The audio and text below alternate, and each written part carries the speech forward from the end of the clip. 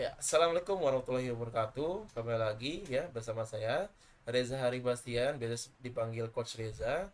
Saya adalah digital marketing spesialis dan juga business coach yang telah melatih lebih dari 30.000 UMKM, wirausaha muda, pariwisata, desa wisata, ekonomi kreatif, dan berbagai macam jenis lainnya ya untuk bisa bertumbuh dan go digital. Nah, saya aktif mengisi di kegiatan kementerian, kegiatan dari DPRD, DPR ya, dan juga kegiatan di provinsi, desa, dan kota dan kabupaten. Nah, saya sering aktif ya mengisi materi-materi tentang bisnis, digital marketing ya, dan juga ilmu-ilmu tentang bagaimana strategi bisnis untuk strategi pariwisata, desa wisata, dan juga bagaimana meningkatkan bisnisnya menjadi lebih baik. Oke, baik teman-teman. Pada kesempatan kali ini ya, saya akan membahas materi yang sangat menarik ya, yaitu adalah dengan materi cara membangun customer experience pariwisata. Nah, oke, teman-teman. Sebelum saya masuk ke pembahasan, maka di sini saya akan ingin jelaskan bahwasannya kita itu sekarang hidup di marketing 6.0 ya. 6.0 itu berpusat kepada ya sederhananya bagaimana semua ya, semua aspek itu memberikan pengalaman menarik ya di dalam proses pembelian satu produk ataupun layanan jasa. Nah, jadi bagaimana konsumen itu bisa terbangun ya, terbangun untuk sadar bahwasannya jasa yang kita miliki itu benar-benar memiliki kesan yang luar biasa. Apalagi kalau kita bicara tentang pariwisata, maka kita harus bisa membangun kesan yang menarik ya, kesan yang tak terlupakan untuk mereka, sehingga mereka bisa menjadi marketing gratis kita untuk orang-orang lainnya. Seperti itu. Lalu bagaimana cara kita membangun ya customer experience pariwisata? Mari kita bedah satu persatu. Yang pertama itu adalah bagaimana kita dari sisi penyambutan ya dan interaksi ya. Yang pertama itu adalah penyambutan secara personal. Misalnya kita sambut wisatawan dengan tarian adat, musik tradisional, ataupun souvenir kecil sebagai tanda penghormatan kepada mereka. Yang kedua adalah informasi lengkap. Kita sediakan tuh panduan atau aplikasi digital yang membantu wisatawan memahami aktivitas yang tersedia. Nah, maka ini saya sampaikan penting banget ya buat teman-teman untuk memiliki website ya. Jadi jangan sampai kita tidak memiliki website untuk memberikan informasi ya, informasi kepada calon wisatawan. Karena itu penting sekali teman-teman. Ya, bagi yang mau belajar digital marketing ya bisa nanti belajar ataupun nanti bisa ikut aja ambil aja jasanya. Saya punya jasa untuk bikin website seperti itu teman-teman. Yang ketiga ya, pendamping wisata ya, tawarkan layanan pemandu wisata yang ramah, terlatih, dan informatif. Nah, yang kedua, kita berikan desain pengalaman yang otentik dan berkesan. Pertama, dari sisi aktivitas interaktif, ajak wisatawan untuk mencoba aktivitas lokal seperti menangkap ikan dengan cara tradisional ataupun belajar membuat kain tenun. Yang kedua adalah cerita lokal. Kita sampaikan cerita sejarah ataupun legenda lokal untuk memperkuat hubungan emosional wisatawan dengan destinasi. Yang ketiga, kuliner lokal. Sajikan hidangan khas yang hanya tersedia di destinasi kita. Jadi mereka tuh contohnya misalnya mereka bisa wisatawan bisa belajar langsung tuh dari nelayan lokal cara menangkap ikan menggunakan teknik tradisional ya sambil mendengar cerita tentang kehidupan maritim. Misalnya daerahnya di Halmahera Selatan atau di Mentawai atau di Sulawesi atau di Jawa seperti itu. Kemudian yang ketiga adalah personal touch dan layanan yang memanjakan. Jadi yang pertama itu adalah personalisasi layanan. Kita identifikasi tuh kebutuhan dan preferensi wisatawan, misalnya makanan halal, layanan untuk anak-anak, atau paket khusus pelanggan. Yang kedua, kejutan yang positif. Bisa kita berikan kejutan-kejutan kecil ya, seperti upgrade kamar gratis misalnya, atau kita berikan hadiah spesial, atau ucapan selamat ulang tahun misalnya, bagi mungkin wisatawan yang sudah langganan sama kita. Yang ketiga, layanan cepat tanggap. Sediakan tim yang siap membantu wisatawan kapan saja. untuk memenuhi kebutuhan mereka. Contohnya, jika seorang wisatawan merayakan ulang tahun, selama perjalanan berikan kue kecil dan ucapan khusus dari tim kamu.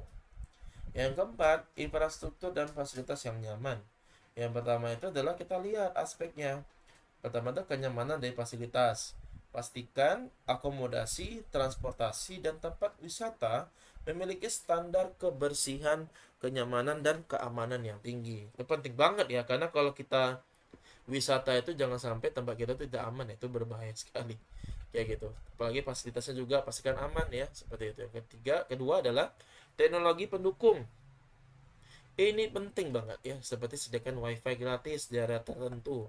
Ya, di area tertentu aja. Kalau semuanya nanti lumayan nanti ya budgetingnya. Kemudian aplikasi panduan wisata dan sistem pembayaran digital. Ini penting banget teman-teman. Yang ketiga, fasilitas keluarga. Tambahkan area bermain anak atau layanan penitipan anak untuk keluarga. Contohnya di lokasi snorkeling sediakan ruang bilas yang nyaman ya, loker penyimpanan dan pemandu profesional untuk memastikan keamanan. Yang kelima, menciptakan momen tak terlupakan. Misalnya itu adalah fotografi dan dokumentasi. Kita harus sediakan tuh fotografer lokal untuk mengabadikan momen wisatawan dan tawarkan layanan cetak ataupun digital. Nah, ini teman-teman bisa juga upselling ya. Jadi upselling yang dimana kita bisa menyediakan layanan ini seperti itu. Kemudian event khusus ya, adakan acara kecil seperti makan malam romantis di pantai ataupun pesta api unggun. Yang ketiga, penghargaan kepada wisatawan misalnya. Berikan sertifikat atas yang mengesankan seperti itu. Misalnya di wilayah Halmera Selatan gitu ya, berikan nanti seperti plakat Explorer of Halmera seperti itu. Nah, contoh juga bisa misalnya setelah tur diving, wisatawan mendapatkan sertifikat Ocean Guardian yang menyatakan bahwa mereka telah membantu melestarikan terumbu karang. Itu bagus banget loh teman-teman. Jadi hal yang sederhana tapi memberikan kesan. Yang keenam, mengelola ulasan dan rekomendasi. Ajakan yang memberikan ulasan ya, seperti di Google dan lain sebagainya. Kemudian reward ataupun rekomendasi. Reward atas rekomendasi ya. Berikan diskon atau hadiah untuk wisatawan yang berhasil merekomendasikan destinasi Anda kepada teman ataupun keluarga. Yang ketiga adalah respon cepat. Tanggapi ulasan, baik positif maupun negatif dengan profesional dan solusi jika ada keluhan. Contohnya, wisatawan yang merekomendasikan teman-temannya mendapatkan diskon 10% untuk kunjungan berikutnya. Nah, ini bagus banget ya teman-teman. Bisa kita lakukan nih untuk wisatawan kita biar makin mengesankan. Yang ketujuh, kita edukasi tentang pelestarian alam dan budaya. Ya, yaitu dalam pertama tur edukatif. Kita kenalkan wisatawan pada konservasi lingkungan dan budaya lokal.